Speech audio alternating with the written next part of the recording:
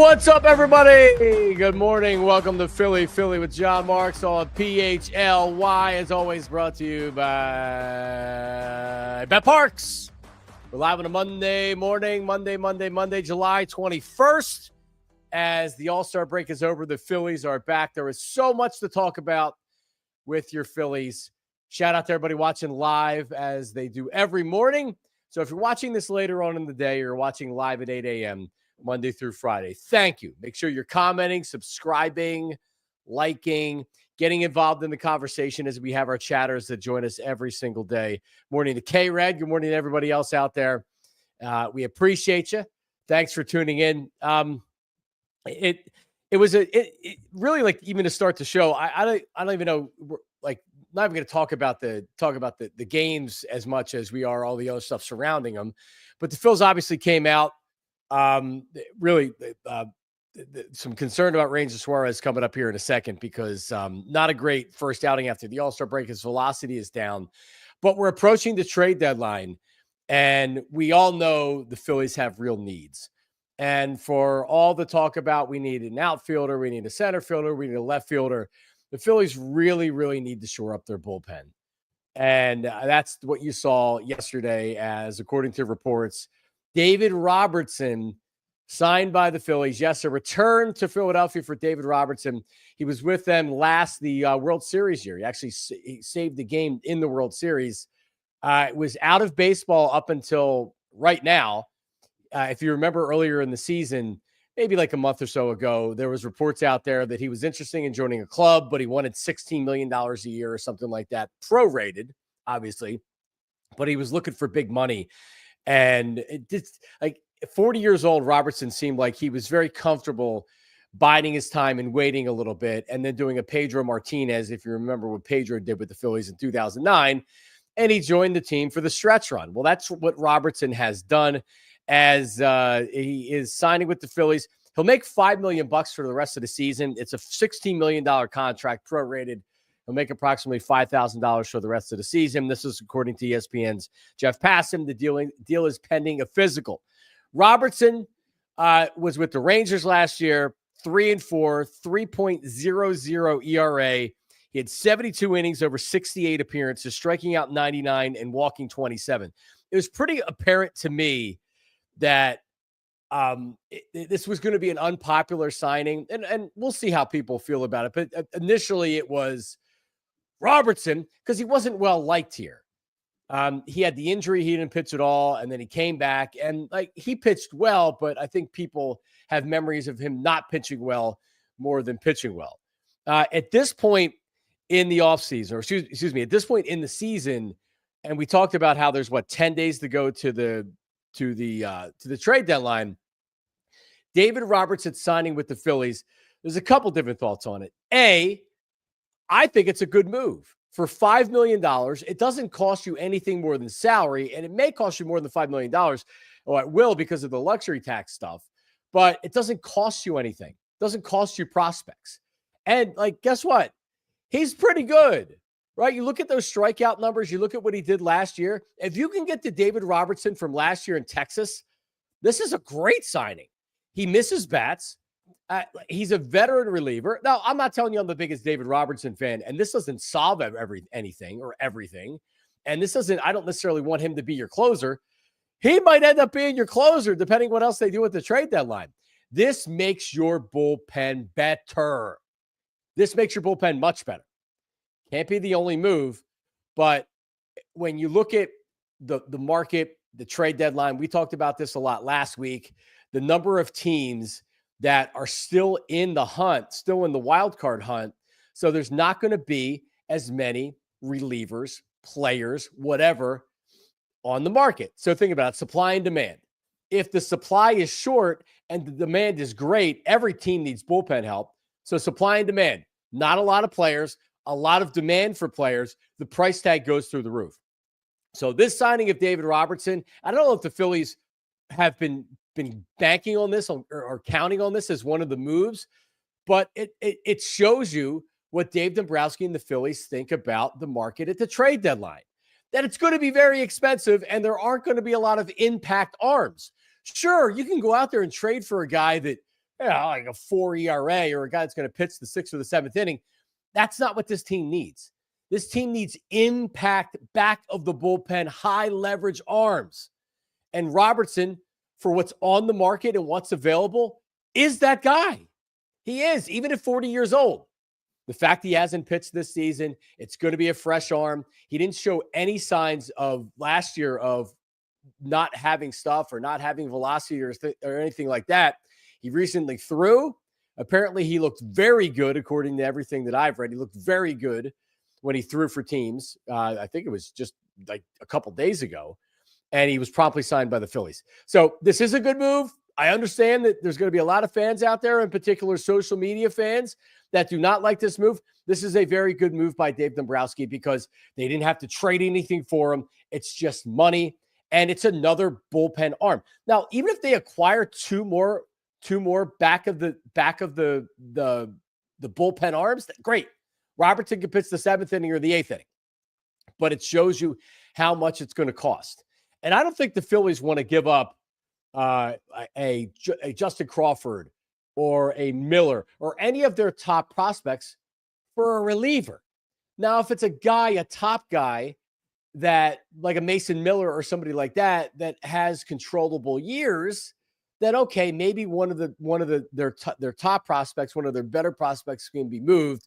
But this at least takes some pressure off of Dombrowski to where, all right, you need one more impact bullpen arm, but if you only get one more, then you've gotten Robertson, and that should do the trick. So if Robertson comes in and he sucks, it's going to hurt. It's going to hurt because you are now counting on Robertson to be that guy. So I'm all for it. Gage Wood, maybe he could still be a guy they drafted in the first round and they can put him in the bullpen. I don't believe Andrew Painter is going to be used as a bullpen arm, although I would certainly look at that depending on how he's throwing. You know, you can bring Painter in if he's not good in the bullpen. What the hell does it matter, right? But a good first move in getting David Robertson as we welcome in PHLY Phillies correspondent, podcast host, expert, Tyler Zulli. Good morning. Who is today. He'll have a live show later on. What's up, Tyler? Hey, John. Yeah, I think everything that you kind of laid out was pretty fair. This is a necessity move. There's no question about it. This bullpen was short to go into the season. This bullpen was short when Jose Alvarado got suspended, and this bullpen is short now. There is no question that this is a necessity move. And I think a lot of people, when you say there may be detractors, they probably look at the age at 40, which is fair. They probably look at the first stint, which it was the right move at the time for the Phillies, who needed a bullpen arm to go acquire a back end of the bullpen guy. Unfortunately, happened to get hurt. I think they look at him and they go, well, it's now the third iteration of David Robertson as a Philly. And I think all of those at some point are fair. But the reality is the Phillies need bullpen help.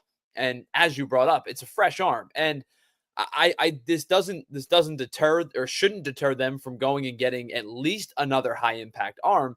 But I do think what David Robertson brings you is the stabilization, because the bullpen is in need of structure. And you know me, I like high leverage. I don't necessarily care about the placement of a guy in a certain spot in the bullpen. But it's become very evident that this bullpen is in desperate need of some semblance of structure. And now you have two righties that you should feel confident that you can trust. You now have him and Orion Kerkering. And now you have, a lefty, maybe two. How you feel about Tanner Banks? If you can add one more bigger arm to that list, that now gives you five guys heading into a postseason that you feel good about. And it allows you to slot Robertson where he should. It allows you to slot Banks where he should be. And you're starting to feel a little bit better than you were today or yesterday or the day before, when it was like, oh, crap, they need 12 outs or 14 outs because Ranger Suarez didn't have it yesterday. How are they getting these 14 outs? And how are they getting these 14 outs when it comes to the stretch run and into the postseason? You still, when you ask it that way, you still are like, oh man, it's so tough. But Robertson, at least, A, he gets you there. Yep. Right. And B, you want to go to Romano in one of these situations in the playoffs? No, of course you don't. So maybe he can get there by September, October, but it stabilized it. So it caught and again, man, I gotta take my hat off to Phillies ownership, John Middleton. This actually is going to cost them $12 million with luxury tax. Yep. So if you remember in the offseason when people are like, oh, the Phillies are cheap, they're not trying to get Juan Soto, they don't care about winning. dude, the Phillies spend a lot of money, and to pile on another $12 million. When John Middleton says that nobody cares about how much money he has when he goes, he's right. We don't. But he backs that up. Not a lot of owners back that up. $12 million to an owner is a lot of money. And I mean, I listen, the Middleton family, obviously, they had $1 billion business that they sold. But there's also other owners in that ownership group that have to sign off on this. And this isn't a hedge fund. Hey, I got $100 billion. This isn't Josh Harris. This isn't David Blitzer. This isn't like, it's not Steve Cohen. It's not Steve Cohen. People that buy franchises right now aren't the Jeffrey Lurie's and the Middletons and the millionaires and maybe a billionaire. These guys have hundreds of billions of dollars. So just realize that adding $12 million to your payroll, and by the way, when they trade for somebody, part of the trade may be, hey, you got to pick up the salary and we'll give you better prospect for it. But still, the fact that they're taking on the salary at this point, hats off to the Phillies ownership group. I don't really think you could ask for anything more from them. Yeah, it's why I think if they are going to look to acquire somebody, it's going to be one of two types of players. It's either going to be an expiring deal, which I know Dave Dombrowski doesn't like to typically do. He did it with Estevez, which was kind of surprising considering, and I think that was a show of necessity, right? They did it with Estevez to get a guy who was good, had a chance to potentially walk at the end of the offseason, or it's somebody who is under team control, because I don't think they're going to go and get other than a couple of contracts, I don't think they're going to go get the guy with 3 years and $30 million left or $50 million left. But unless, and I put the caveat on it, you look at a contract like we've talked about Emmanuel Clase before. Clase's contract is extremely team friendly for the type of player that he is. Like, even his back end 2 club option years are $10 million a piece. If you get Clase to be Clase, that's an easy pickup. But I don't think they're going to overextend for a B tier player making a lot of money. It's either going to be a B tier player on an expiring or an A tier player with a fairly team consistent contract. Yep.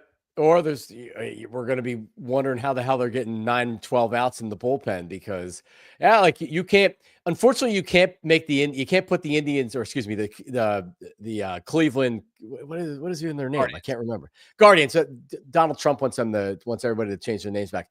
The Guardians, you can't put them in a headlock and make them trade you the player for the price that you want to trade. Now, I do think Dombrowski has a lot of urgency to get this done. But at least now it's like, okay, we have Robertson. That's part of a stabilizer. Now, what can we do in the next 10 days to really get this done? And I was thinking about this morning. Could he have a blockbuster? Do we have a blockbuster coming up? Because if you look at Dombrowski, how much longer realistically is he in Philadelphia? Right after this, another until 2 years, until Nashville maybe? starts. Right. Well, until the Phillies suck, and then he's going to be gone. Right. But you're right. You're right. Like, he is going for it. They have prospects. They have guys. Crawford hasn't been called up yet. Unfortunately, Aiden Miller really has had a disappointing year in Double-A. But they do have some prospects. Are they willing to say, you know what? We'll take the outfielder. We'll take the closer. Let's do a blockbuster, and we're giving you our top prospects for it. Yeah, I think it really depends on. I think it depends on what you consider a blockbuster. Is it just multiple players? Is it big high end players?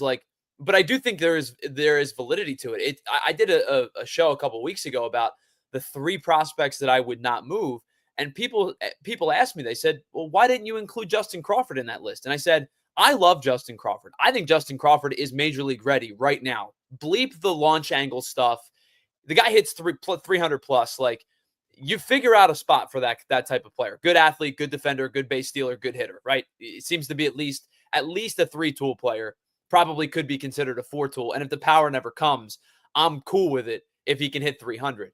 But the reason I didn't include Justin Crawford was I think that for a lot of trade returns, people are going to look, teams and ownership groups are going to look at Justin Crawford and say, this kid could be in our outfield tomorrow. Like, if we acquire Justin Crawford, we would start him. And I think that is a huge stepping stone to getting the blockbuster move done. So as much as I love Justin Crawford, and I think the easiest internal fix is to move him into the starting lineup and play him 4 or 5 times a week, I think that they are looking at it and going, we're holding off just in case, because other teams may value him so highly because he can step in right away. They may be willing to move off of a starter and a closer if we include Crawford in the deal. Mick Abel had another great outing over the weekend at AAA, so he has continued. He went right down there. He didn't sulk. It didn't snowball from a couple bad outings up here, and he had a great outing at AAA as well. So, like, to your point, you can get something done if you're saying, okay, you're giving me my future center fielder who can play right now, and you're giving me a starter, maybe a third starter or better when he matures and he's good. Cheap, under club control for many years to come. That's how you get a deal done for real things. You don't get quality at the trade deadline by, we'll give you this prospect that nobody wants, or like our B prospect. No, they have guys right now, and it wouldn't hurt you long term. Your starting pitching, they just drafted a starting pitcher in the first round, right? Where's Mick Abel pitching? Where is he pitching? Nola's not going anywhere. Painter's going to be in the rotation next year. So they have the goods to get it done. Tyler, stay here, because yesterday was one of these days where I was so pumped. It was the Sunday game. I was going to the pool a little bit later in the afternoon, so I was like glued to the TV to see the first couple innings. And then Ranger Suarez, right from the jump, you're like, uh-oh. And then you were hoping, all right, second inning, he bounces back. The velocity wasn't there. None of his first 24 first inning pitches exceeded 90 miles an hour. He hit 92 miles an hour on one second inning pitch. And that was that. Like, command was the problem yesterday for sure. You worry less about velocity with Ranger than you do with the command. That's how he wins, is by locating everything. And the dip in velocity doesn't make me feel good about this, Tyler. When you look at what Ranger did last year post All-Star break, 5.65 ERA, he only won twice in 10 starts. This felt like what we saw of him last year in the second half. So I like when that, the sports radio question of, are you concerned about Ranger Suarez? Like, all right, I'm not jumping all, I'm not going nuts yet, but certainly not what I was looking for in his first start after the All-Star break. Yeah, I think, you brought up the command. That was the big part of it yesterday. And I think the one pitch in particular that he just had no feel for was the changeup, which is a huge piece of his arsenal, because, it's a slower changeup because of his velocity, but it's a pretty large discrepancy between his fastball velocity and his changeup velocity. He's usually high 80s, low 90s with the sinker and the fastball, and high 70s with the changeup. And I think the arm action and his ability to locate and things like that is what is his success point, because he is the type of guy who needs the command and needs to locate and needs the mixed speeds well to have success, because he doesn't have blow you away stuff or the electric wipeout slider, but he's a pitcher's pitcher. And that's the type of stuff he does on a nightly basis that makes him successful. It was a bad start. And I think I was listening to the game on my ride home yesterday, and Larry Anderson was talking about how he looks almost disinterested. And I love LA, and I think LA calls it as it is, and he does a really good job of holding players accountable and things like that. But I think it almost felt unfair. Now, I couldn't see him, and he could, and maybe it was true. Maybe he felt disinterested, but it almost feels a little bit unfair to call a guy disinterested for struggling in one game. But it was definitely an uphill battle for him. The velocity was down, the command was not there. And when you're listening to the game on the radio, you kind of rely on your ear before the play-by-play guy says, "Oh, base hit or out." And there was a lot of balls that were hit, and you could hear the crack of the bat. And I'm like, "Oh, that ball was hit hard. Oh, that ball was hit hard. Right. Oh, that ball was hit hard." And it was there really wasn't a whole lot of fooling yesterday for Ranger Suarez. No. Yeah, your exit velocity ear. You have an exit velocity ear. You're right, because you'll hear end the pitch, and the split second for Fransky says something. You can hear it, and when that ball's hit hard. Yeah, there were some hard hit balls yesterday. The curveball was just kind of there. You had mentioned the changeup, and that's really how he keeps guys on his heels and off balance, is with the changeup. But the curveball was just kind of there. There was nothing to it. Yeah. I didn't think he looked disinterested, but it's hard to describe, because it wasn't disinterested, but you could tell that he knew he didn't have his stuff. And honestly, he was on such a run. He had his stuff every start that he was out there. So that first time he comes out and he's like, well, geez, I can't locate anything. Like, just I'm trying to treat this as, all right, one bad start after the All-Star break. All right, whatever. All right. Luzardo didn't look good Friday night, but we've seen that this year where he doesn't look great.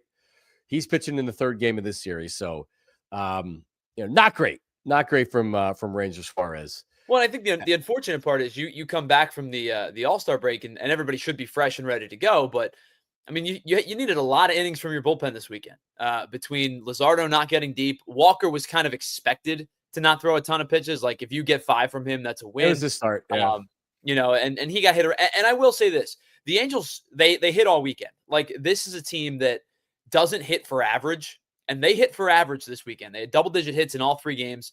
They're a slug team. They strike out a lot. They hit a lot of home runs. You saw the home runs, but you didn't see a lot of strikeouts because they did a nice job of getting after the Phillies pitching.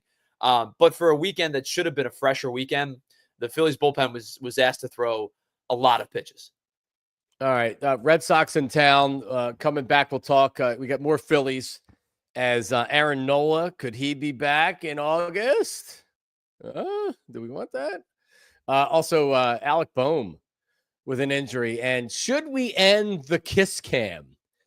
Phillies, as you would expect, the Fanatic did a great job with the kiss cam on Friday night. Tyler, maybe if we can grab that off of something.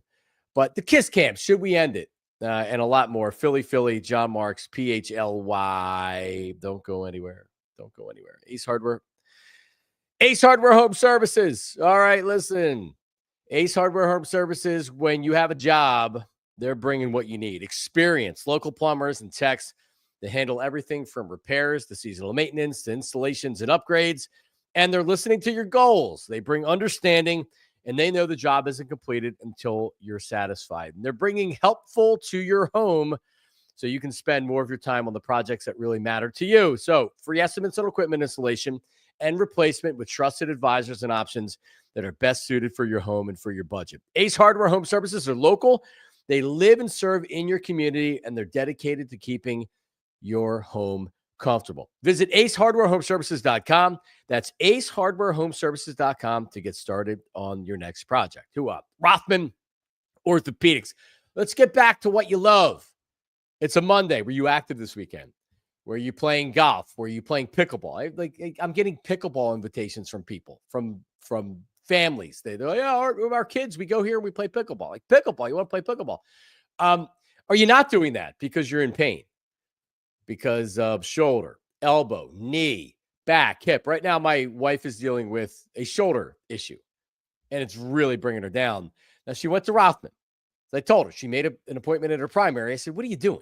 Let's go to Rothman. They have urgent care. They have a walk-in center right up in Limerick. Went up there, and she got diagnosed with bursitis, and we're waiting a couple of weeks. And if it doesn't feel better, we got medication. If it doesn't feel better, then we're going to go back and get some imaging done. They did an x-ray.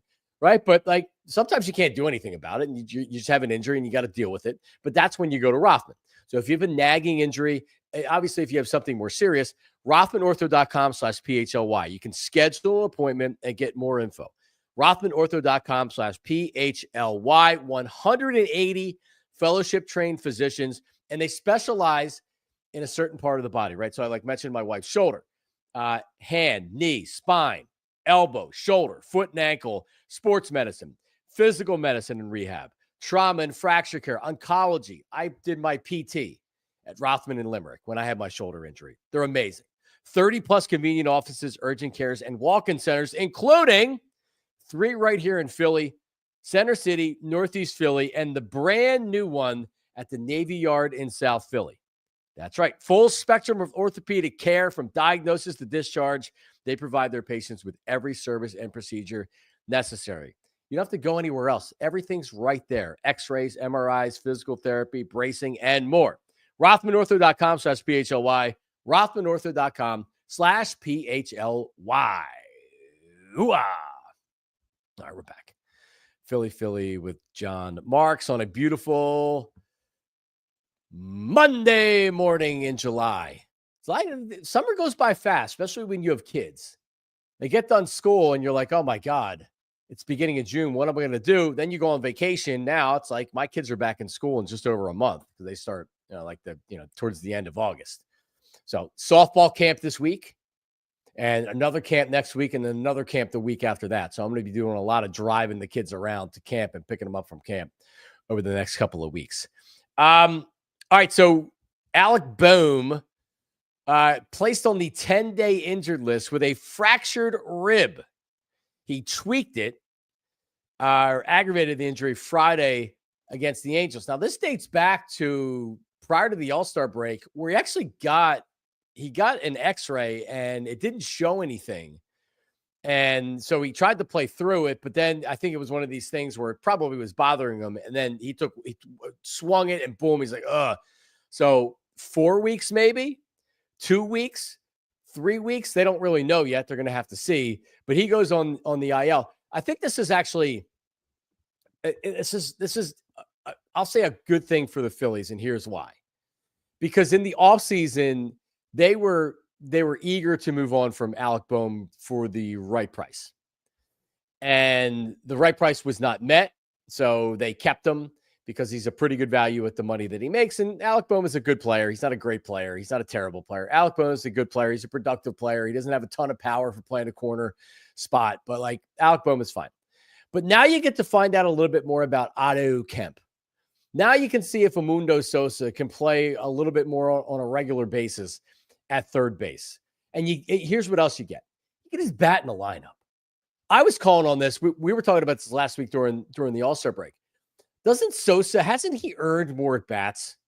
I typically, I'm not the guy to look at a utility player and overdo it, because typically players like Sosa and Tomas Perez's and guys like that, right? Like they're very, very good in their role. But once they're pressed into everyday duty, you kind of see their warts and you're like, all right, well, that's why he's only a part-time player or maybe a platoon player, right? Edmundo Sosa has shown me that when he's a free agent, if I was a team that was looking for a relatively inexpensive option at second base, shortstop, or something like that, I'd make him my starter. I would. He's not going to make a ton of money. And I wonder if the Phillies are going to bring him back or he's going to price himself out of that. And he very well may do that. But the dynamic of the lineup right now, let's see what it looks like without Alec Bohm in the lineup. I'm kind of excited to see what it looks like with a lot of Otto Kemp at third base and some more Edmundo Sosa than Alec Bohm. But or at the end of the 3 or 4 weeks, we may be sitting here saying, man, I'm looking forward to Alec Bohm coming back. We've missed him. And that could also be the case as well. So we'll see. But I'm kind of excited for this stretch. I tend to agree with you that Kemp deserves some more playing time. I think that he's done a good job of his swing path is gotten a little bit better. Listen, I think that the one thing with him, you kind of know what he's going to be, and that's a good thing, right? He is going to swing and miss quite a bit. He's done it his entire career. But I think he's got decent bat-to-ball skills and a little bit of pop to him. The power has started to come a little bit. I mean, we expected the power to be there from what you saw in AAA, but he had a week or two stretch where it was like he was hitting warning track fly balls, and it was like, man, he's right on it. He's close. He's hitting a couple fly balls that are hooking the foul pole, and the power's starting to come. I tend to agree. I think he should be playing a little bit more every day. I just think it should be more for in the left field spot until they figure that spot out. I think he's the type of guy that you can move around and get his bat in the lineup and not have to worry about, are you giving too many days off to somebody else? Kemp can play a couple, now with the Bohm injury is a little bit different, but prior to it, Kemp could play a couple days in left, a day at third, a day at first. Like you can move this kid around and have some positional flexibility with him. That is a good thing to have. I do think that you brought up Sosa. I think the overexposure of Sosa does become a real thing, because he does have a tendency to have a high chase rate. He has a tendency to have a high whiff rate. It's the whiff rate's been better this year, but his chase rate's almost at 40%. Like the guy likes to swing. There's no question about it. He gets his money's worth when he goes up there. I think he's really, really good in spurts. He's a very good defender. I do think that the Phillies will do their best to try. I believe he has one more year of arbitration. They'll do their best to try to bring him back on a utility type of role. But I also wouldn't be surprised if his agent and he decide, hey, we're waiting this thing out. We want to see what the market dictates. And after 2026, he goes and gets a larger role somewhere else, maybe even a starting role somewhere else. But for the time being, he's a really, really good utility guy to have. Yeah. You're right, Tyler. He's not coming up there looking to work the count and see as many pitches as possible. He still, it's the see ball and hit ball. Yep. Edmundo Sosa. And like maybe in free agency, he gets a 1 year kind of a 1 year, like, hey, here's $5 million. We're going to make you we're going to we're going to put you in a spot to be the starter, it doesn't mean that you're going to, like Max Kepler, it doesn't mean that you're guaranteed the spot if you don't play well. And then from there, he kind of dictates or determines what he is. Ultimately, I don't believe he's a starting, like an above average starting player in the league. I think he's an amazing utility player. I agree. And you need like championship teams always have that utility guy that can play every position. And when called upon, makes the most of their at bats. Sometimes as a starter, sometimes off the bench. And to me, that's Edmundo Sosa. Yeah, I tend to agree. And I think we've talked about him before because he came out of the gate and was like unbelievable to start the year. What Edmundo Sosa does, another guy though, like it's another guy that you know what he does well and you know what his shortcomings are. And I think when you have guys on the roster that you can trust in spots, that's an important thing when you don't have an everyday, doesn't matter, lefty, righty type of guy. What Edmundo Sosa does well is hit left-handed pitching. What he does well is play good defense. What he does well is he's a good base runner in terms of like sprint speed and stuff like that. What Edmundo Sosa doesn't do well is chase a lot. And what he doesn't do well, particularly, is hit right-handed pitching. And so he's getting more at-bats against right-handed pitching because Bryson Stott's been awful over the last couple of months. He's hitting sub 200 since the beginning of June. So we're to a point now where Edmundo Sosa's staying in games. Like there was a spot where Sosa might start, a righty comes in, and then Bryson Stott gets the pinch hit opportunity. Sosa's still getting those at bats at this point. But I think the proper usage of Edmundo Sosa is probably 3 to 4 times a week. In a perfect world, probably 3 to 4 times a week. And I think any overextension of that, you do start to get the flaws in the game start to materialize. Yeah, Scott in the chat's looking for Bryson Stott to go on the IL. Maybe he doesn't have an injury, but maybe put him on the IL too. It was the elbow last year. That's what we were being sold in spring training. And believe me, I know a sell job, and that's what they're supposed to do.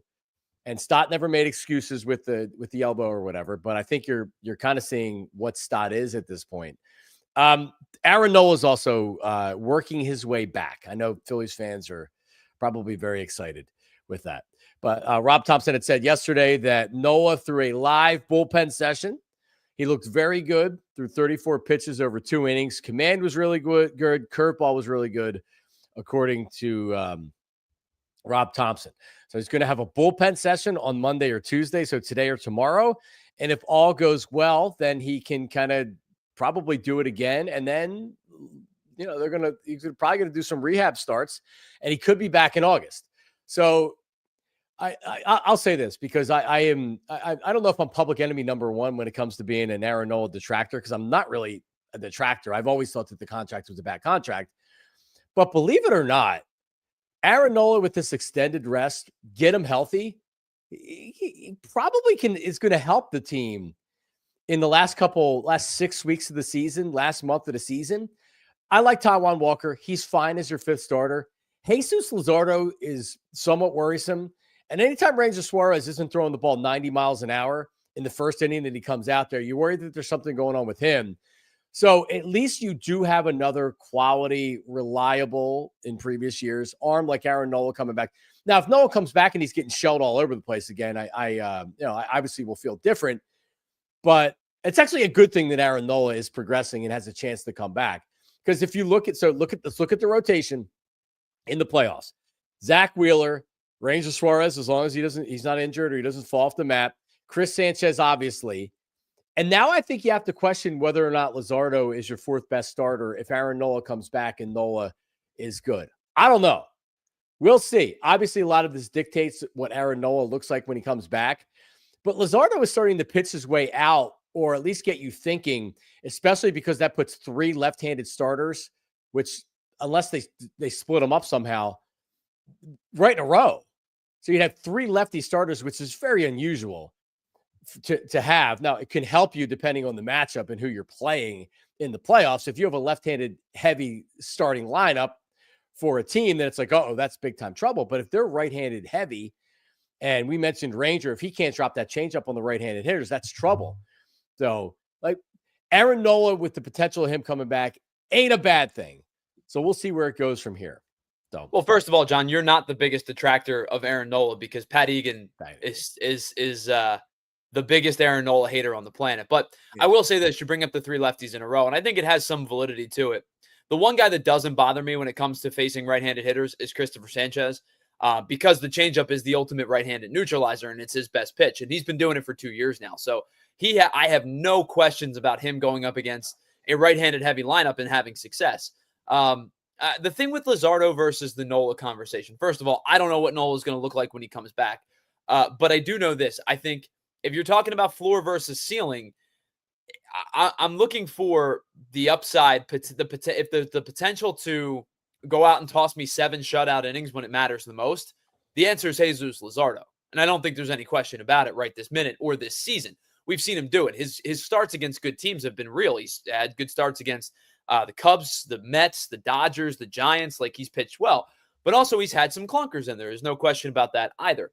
It really does come down to early command and his ability to settle in quickly. When he settles in and he doesn't, because he's going to throw a high pitch count no matter what. It's just the type of guy that he is. Right. But when he's commanding the fastball, when he's commanding the changeup, because I know the sweeper is probably going to be there for most of the time. When he trusts the changeup, I feel really confident in him. And there's some days where he just doesn't feel comfortable throwing it. And you can tell pretty early that he's going to become a 2-pitch pitcher.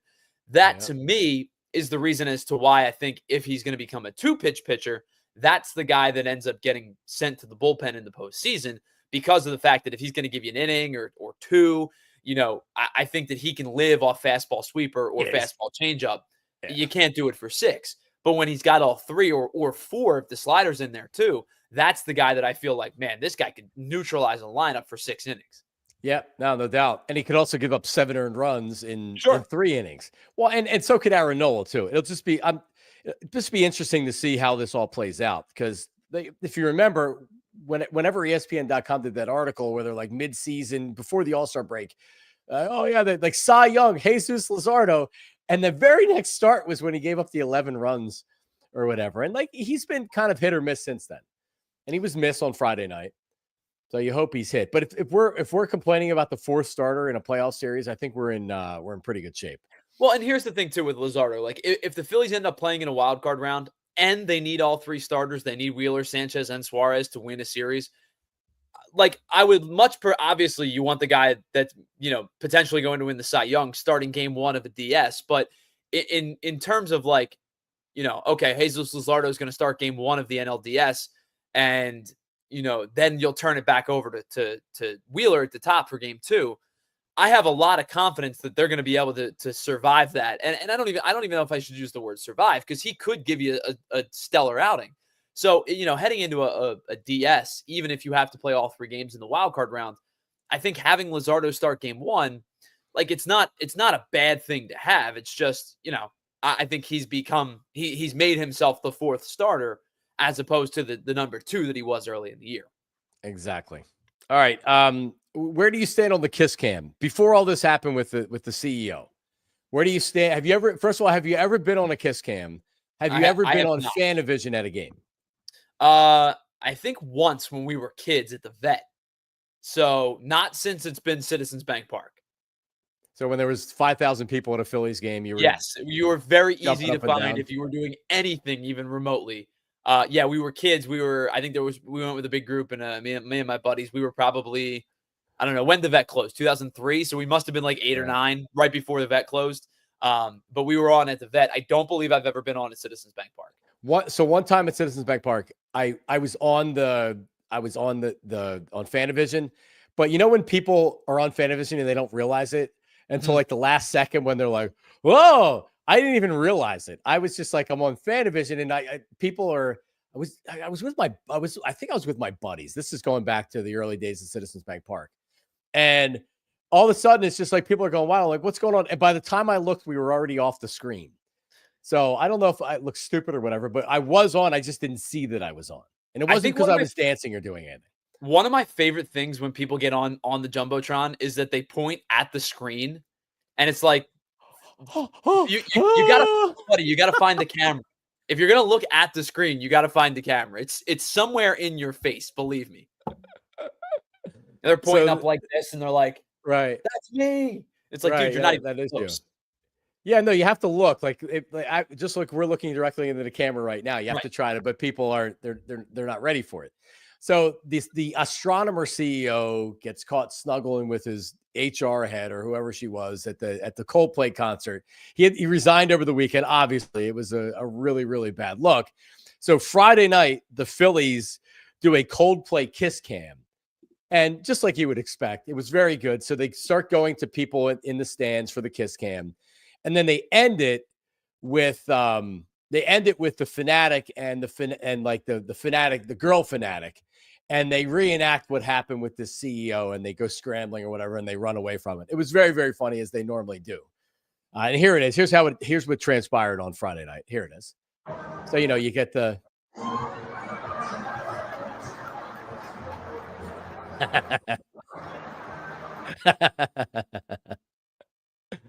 Oh, man. It's funny. The fanatic gets me every time. So they go scrambling. And they're gone. All right. So here's what I've always like. Obviously, if you pan to a camera and it's like Tyler and his wife or me and my wife, and we're like, oh yeah, it's fine.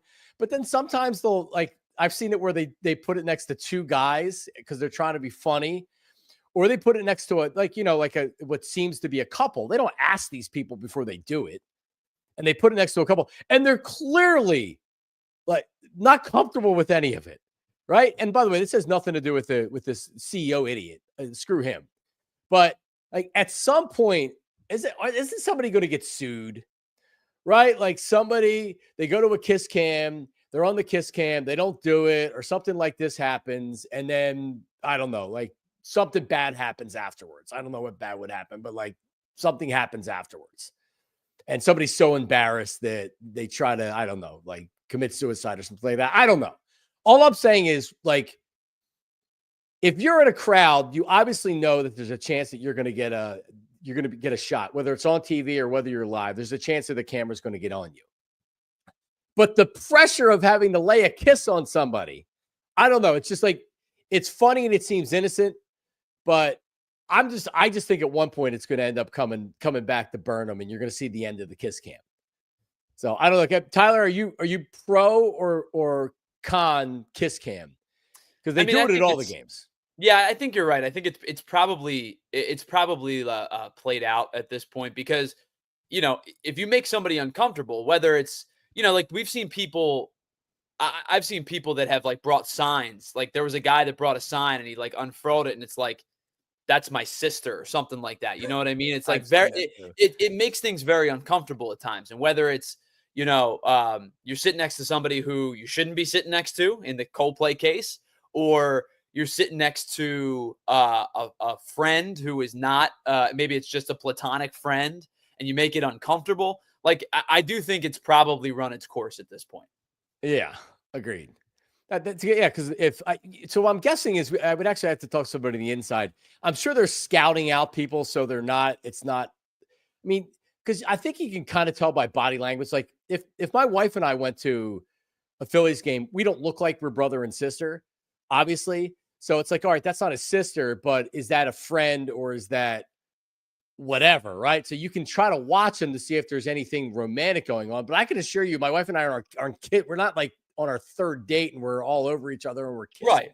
At the ballpark, you probably wouldn't even know. I'm sure you may be the same way too. When I get to the game, I lock in as a fan. So I do the hunch forward. You know what I'm talking about? Elbows rested on your legs. You're sitting locked into the game. I don't even think I would pay attention to it. I'm sitting there. I'm looking at the bullpen. I'm who's warming up? Who's that? Is that Banks coming in? Yeah, I don't even. So if my wife and I go to a game, there is there's no cuddly stuff happening. We're watching the game. Well, I'm watching the velocity. I'm going all right, it's 2-1, runners on second base. Does he throw him a fastball here? I'm not even talking to anybody but myself. I'm just like I do at home, but I'm now that I'm watching in person, it's even better. Yeah, so I'm nerded out in the game. But somebody there has a good one. Don't they almost put they'll put two guys up there just as almost as fodder to where it's it's supposed to be funny. If they show 6 couples, they almost want one of them to be some wacky looking guy or people that they shouldn't be kissing. Well, I right? think the one that they've started to do is they'll go to the person sitting by themselves, like way up in the 400 level. It's just them because they're looking for the guy to like turn and like kiss his beer or Have a something. reaction, yes. You know what I mean? So that's really what I think it is. They're looking for the one guy sitting by himself in the Sunday afternoon game with a big 24-ounce beer to turn around and like make out with the beer. Like that I think is the comedy they're looking for, is the guy that's sitting by himself. The Phillies they're like, everybody's innocent in trying to do it. They're just trying to, in between innings or during a timeout in basketball or whatever, they're just trying to pass the time, get a couple of yucks, and then Also, you move on. The play starts. I will say this with the Coldplay guy too. Like, they made themselves they made it worse for here's what I'm going to preface it by saying, maybe don't be running around with your sneaky link. Don't be running around with your side chick or your side fella, and do it in public. First and foremost, wouldn't recommend it. Second of all, they made it worse for themselves because their reaction was like, whoa, that's clearly not something that, like, if they would have just been like, hey, and haha, like, they would have just panned off and no, because I got to tell you, I didn't even know what this company was. So Nobody there's did. 3 people in the world that knew who that guy was. And if they're not at the show, they would have never seen it. Right. Like, now maybe somebody that knows his wife sees it and is like, holy crap. But Sure. you don't know if they're going to text her or let her know, like, hey, I saw your husband. But doing what they did, and then like literally the play-by-play by the dude from Coldplay was like, oh, they must be having an affair. Yeah, right? Like, right. It was pretty obvious. I've never seen anything like that. That was amazing. And that was an amazing reaction. It was clear what the hell was going on. And you're right. If they just sit there and they're like, and they hold ground for 3 seconds, the camera goes off them because it goes away and never think a second word about it. Meanwhile, it became the biggest story in the country for like 48 hours. Right. Oh, sometimes you gotta love social media. This is one of these times. Yeah, he resigned, and he's still worth $350 million. And by the way, here's the other thing: we don't know what's going on in that marriage. We don't know we don't know what's going on. We don't know if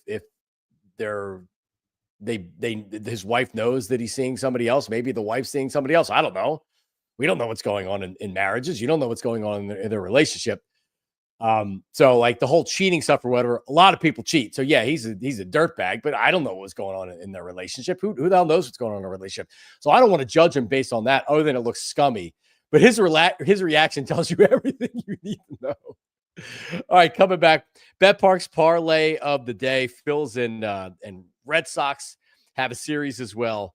That starts up, and a lot more. Philly with John Marks, PHLY. Here's why. Philadelphia baseball back tonight in South Philly. 3-game series against Boston. Live betting on the BetParx app. Man, it's just better. It's the only online sportsbook and casino app that I would ever use. And we would recommend for betting on sports and playing casino games for real money. Wager and watch all the action. Zach Wheeler tonight. How about that? It's minus 220 when I looked earlier this morning. You can bet game combos, bet individual player performances like numbers of strikeouts for Wheeler tonight, or bet which players on both teams will hit home runs or have RBIs. Like Schwartz had a 2-home run game. You can bet 2 home runs. That's a big payout. He had a grand slam as well. So you can do all that. All right. That was Harper that had a 2-home run game. Sorry. Plus, BetWire is now live inside the BetParx app. I talked about how I'm doing these videos. I will have a new one up shortly after we get done today. And I'm staying away from the Phillies. And I'm going to do a deep dive parlay on the Birds for this season. All right. A Futures Birds video today. Stay tuned for that. And that's on BetWire. A lot of other content creators put out bets on an everyday basis. Rob Ellis is putting stuff up. My buddy Dumpf as well. Maniac Malloy, Mark Feldman, and other gambling experts from around the country. BetWire is the all-new sports betting live feed right inside the BetParx app. So check it out. New games, live dealer blackjack, roulette, all that good stuff. And new casino users get up to $1,000 cash back if you're down in the first 24 hours. BetParx.com for details. You must be 21 and in Pennsylvania, New Jersey, Michigan, or Maryland. Gambling problem, call 1-800-GAMBLER. You love to play. You play to win. You bet BetParx. Check them out. All right, Empire today, flooring, everything that they have. In my basement, beautiful vinyl. There's like a gray look to my basement with my counters at my bar and the wall coloring. Looks great. Upstairs is hardwood. Really, really good hardwood. It works with the color, with the lighting and everything else. EmpireToday.com/PHLY. First of all, it's going to save you $350 just for being a viewer or a listener of PHLY. So that's good news, right? But the great news is you're going to get great flooring, and you're going to get it from a dedicated flooring professional with Empire Today. So they're bringing the showroom to your room, because why would you want to go to a showroom? Why wouldn't you want to be in your home so they can take precise measurements, so they can answer all of your questions in your home, so you can see what the flooring looks like. Maybe it's just a couple of rooms you're getting done. Maybe the whole home, you're going to see what it looks like in your home. And I'm talking about a dedicated flooring professional. So when you go to EmpireToday.com/PHLY and you schedule your free in-home estimate, they work for you. So they come out every question, everything that you need from the beginning to the installation to the follow-up afterwards. They're there for you. You don't have to worry about any of this stuff. They do it for you. That's why you go to them. All they do is flooring. EmpireToday.com/PHLY. Restrictions apply, but you'll get a $350 discount. Code PHLY. EmpireToday.com/PHLY. Hooah. We are back. Philly with John Marks. The big story of the day for the Phillies, David Robertson. And I saw some people unhappy in the chat. Fit Dad CEO's on here this morning. He doesn't seem like he's very pleased about the Phillies in general, but good morning, Fit Dad CEO. Lose 2 or 3 of the Angels. They're going to live and die with their pitching. Hopefully they can shore up their bullpen and their lineup catches fire here in September and October. But yeah, so Robertson, and again, if you're just tuning in live and you didn't hear it from the start, all he's costing you is money. It's $5.5 million in salary, $12 million with what he's going to cost in luxury tax. And I don't necessarily need him closing games, but I'll take him in the 7th inning over Jordan Romano. I'll take him in the 7th inning over, I'm trying to think who else would be in that bullpen, Seth Johnson or Seth Rogen or whoever else that they were going to bring in. So even if he's not closing and you don't want him in the highest of leverage situations, he's still got stuff. He's still got velocity. He still gets a lot of swings and misses. So I don't hate the move. And considering it didn't cost you any of your prospects, the Phillies very much can still go out and they can get the high-end closer that a lot of people are looking for. All right, let's get to our BetParx Parlay of the day. All right, Tyler, let's get back on track here today. I actually like I was right with the Phillies. I thought they would win 2 of 3, and I thought they would score after Friday night. I thought they'd score some runs on Saturday, and they did. So I liked them on that.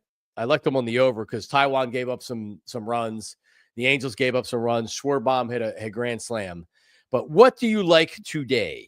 Yeah, I'm going to go to the Marlins game today, the Marlins and the San Diego Padres. One thing the Padres don't do a lot is strike out, but one thing they do a lot is not see a lot of pitches, and they get after it pretty early. They see 3.8 pitches per plate appearances, which is the 8th fewest in baseball, which bodes well for the over for Yuri Perez in this one. Perez, his over is 16.5 outs in this one. He's been really, really good since coming back from Tommy John. He's made 7 starts so far. They just continue to get better and better. Velocity is there. Command is there.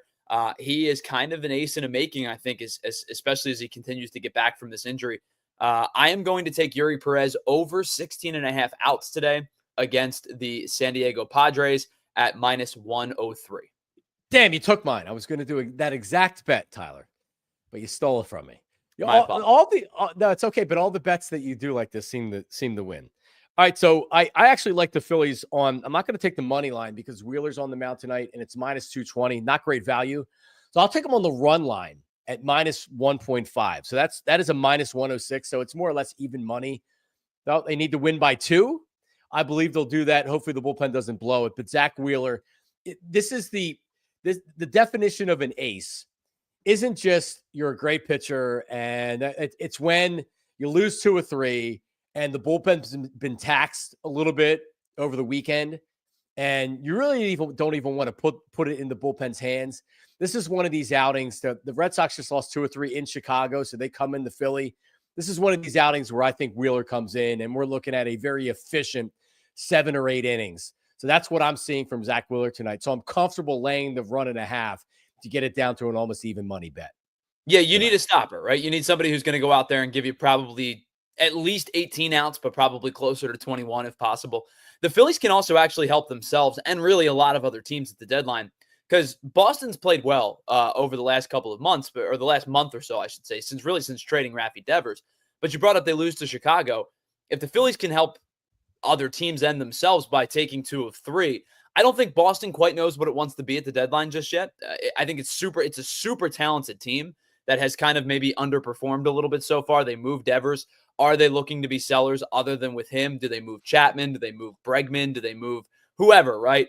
And I think if the Phillies can take 2 of 3, if Chicago's already taken 2 of 3, you start to think about Boston in a different light as a seller, as opposed to if they can get hot and stay hot, they may consider standing pat or even becoming buyers. So if you're looking for a Chapman or a Justin Wilson or whomever, I think it's beneficial not just in the win column, but to help yourself at the trade market as well. Yeah, Bregman's back. He hit a home run yesterday. I would be surprised if you lose. Let's say there's 9 games before the trade deadline. If they were to lose 7 of 9, that changes things, obviously. Yeah, they're 7 over right now. I think they very much believe they're a playoff contender. Yeah, they're tied. I think they're tied for the last wild card. So I'd be really surprised. This is a young team too. So Chapman, we had somebody in the chat say, what about Chapman? Yeah, if they were out of the playoffs, he would absolutely be on the market. But as it stands right now, if they're trying to make a push, they're not going to trade their closer. So if anything, they maybe look to add to the team.